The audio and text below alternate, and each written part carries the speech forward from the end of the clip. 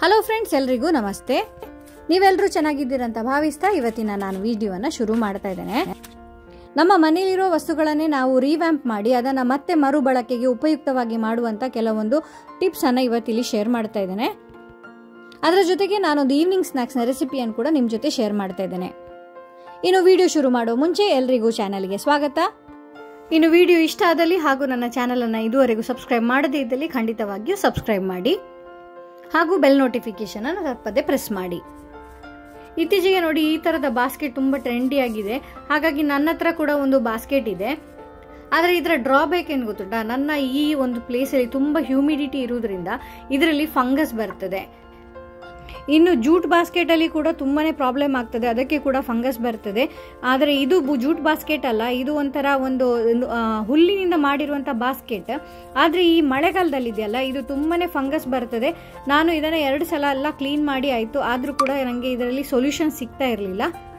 ಅದಕ್ಕಾಗಿ ನಾನು ಇವತ್ತೇನು ಮಾಡ್ತಾ ಇದ್ದೇನೆ ಅಂತ ಹೇಳಿದ್ರೆ, ಇವಾಗ ತುಂಬಾನೇ ಬಿಸಿಲಿದೆ ಅಲ್ಲ, ಈ ಟೈಮಲ್ಲಿ ಇದನ್ನೆಲ್ಲ ಚೆನ್ನಾಗಿ ಕ್ಲೀನ್ ಮಾಡಿಬಿಟ್ಟು ಈ ನಾರ್ಮಲ್ ವಾರ್ನಿಷ್ ಏನಿದೆ ಅಲ್ಲ, ನಮಗೆ ಅದು ಹಾರ್ಡ್ವೇರ್ ಶಾಪಲ್ಲಿ ಸಿಗ್ತದೆ, ಆ ವಾರ್ನಿಷನ್ನು ಇದಕ್ಕೆ ಫುಲ್ಲಾಗಿ ನಾನು ಅಪ್ಲೈ ಮಾಡ್ತಾ ಇದ್ದೇನೆ.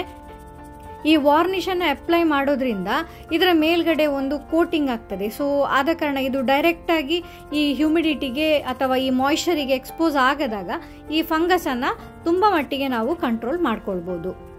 ನಾನಿಲ್ಲಿ ಯೂಸ್ ಮಾಡ್ತಾ ಇರುವ ವಾರ್ನಿಷ್ ಯಾವುದಂತ ಹೇಳಿದರೆ ವುಡ್ ವಾರ್ನಿಷ್. ಸೊ ಅದನ್ನು ನೀವು ಯಾವುದೇ ಒಂದು ಸರ್ಫೇಸ್ ಮೇಲೆ ಅಪ್ಲೈ ಮಾಡ್ಕೊಳ್ಬೋದು. ಅಂದರೆ ಫರ್ನಿಚರ್ ಇರ್ಬೋದು ಅಥವಾ ಈ ಥರ ನಾನೀಗ ಜೂಟ್ ಬಾಸ್ಕೆಟ್ ಏನಿದೆ ಅದರ ಮೇಲೆಲ್ಲ ಅಪ್ಲೈ ಮಾಡ್ಕೊಳ್ಬೋದು.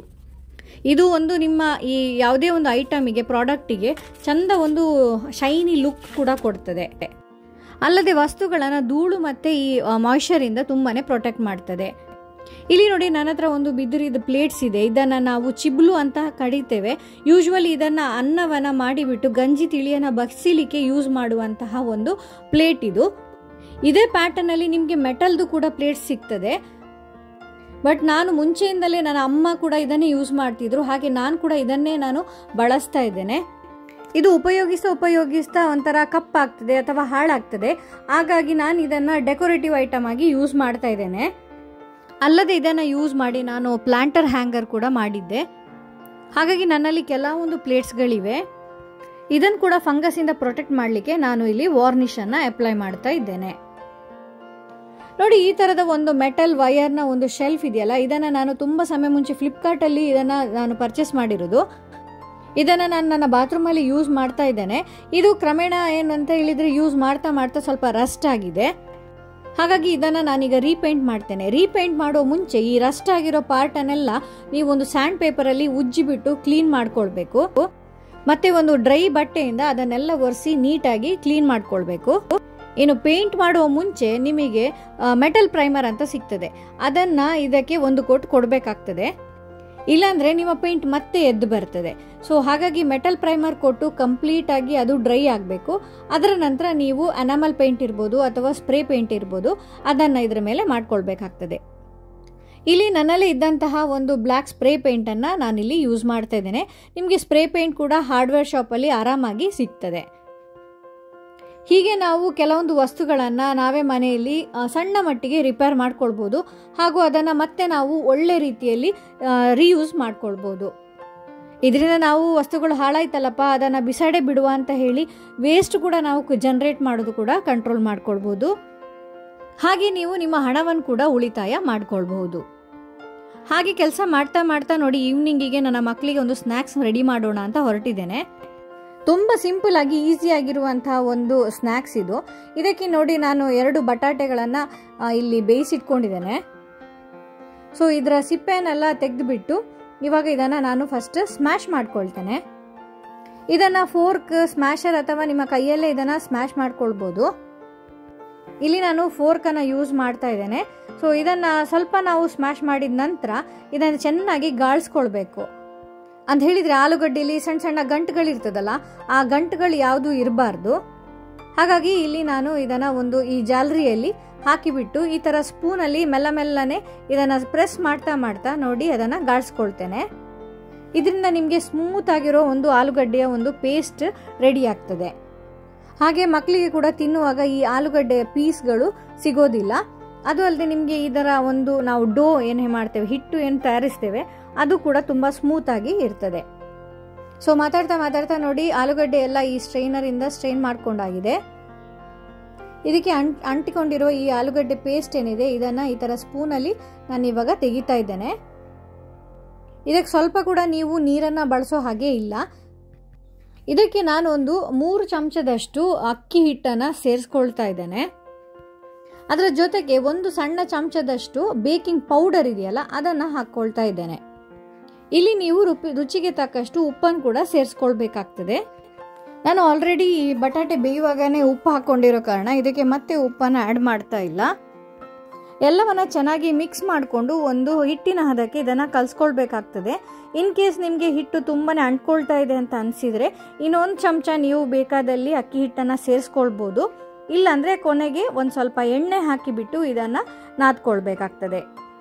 ಇವಾಗ ನಮ್ಮ ಹಿಟ್ಟು ರೆಡಿಯಾಗಿದೆ. ಇದನ್ನು 2 ಪಾರ್ಟ್ ಮಾಡಿ ಒಂದು ಪಾರ್ಟನ್ನು ನಾನು ಇನ್ನೂ ಚೆನ್ನಾಗಿ ನಾದ್ಕೊಳ್ತೇನೆ.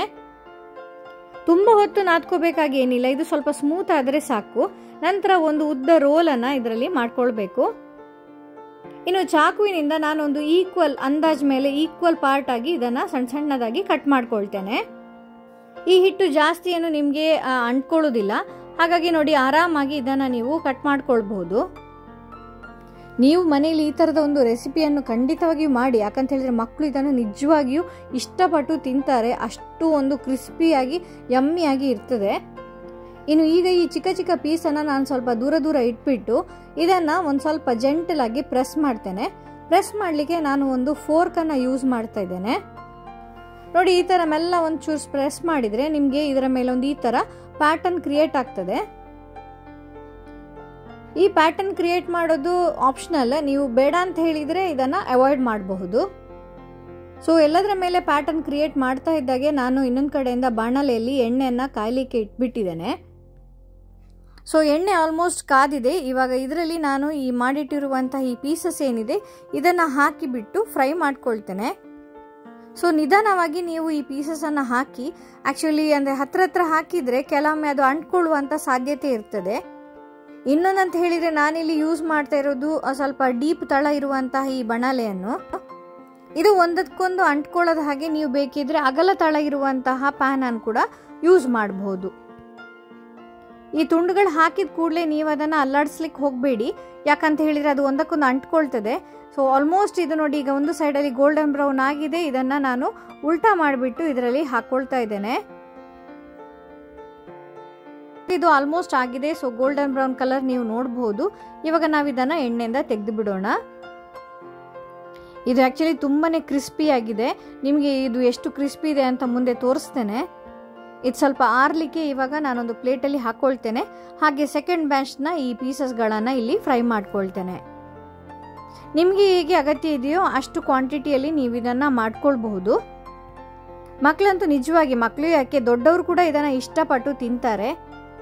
ಹಾಗೆ ನೋಡಿ ನಾನು 3-4 ಬ್ಯಾಚಲ್ಲಿ ಇದನ್ನು ಮಾಡ್ಕೊಂಡಿದ್ದೇನೆ. ಇನ್ನೀಗ ಎಷ್ಟು ಕ್ರಿಸ್ಪಿ ಆಗಿದೆ ಅಂತ ಹೇಳಿ ನೀವೀಗ ಈ ಸೌಂಡಲ್ಲೇ ನಿಮಗೆ ಅರ್ಥ ಆಗ್ಬಹುದು.